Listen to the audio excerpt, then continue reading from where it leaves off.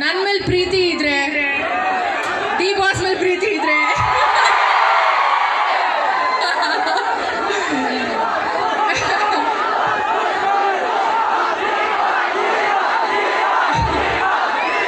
ಹಾಗೆ ಅವರ ಒಂದು ಮಾಲ್ ಓಪನ್ ಆಗಿದೆ, ಮಾಂಗಲ್ಯ ಮಾಲ್. ನಿಮ್ಮ ಫ್ಯಾಮಿಲಿನ ಕರ್ಕೊಂಡು ಬಂದು ಈ ಮಾಲಲ್ಲಿ ಶಾಪಿಂಗ್ ಮಾಡಿ, ಓಕೆನಾ? ಏನು ವಿಷಯ? ಏನು ಬಾ,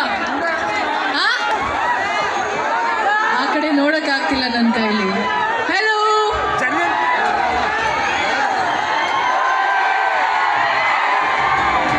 ನಮಸ್ತೆ. ತುಂಬ ಖುಷಿ ಆಗ್ತಿದೆ. ಯಾವ್ದಪ್ಪ? ಕನ್ನಡಕನಾ?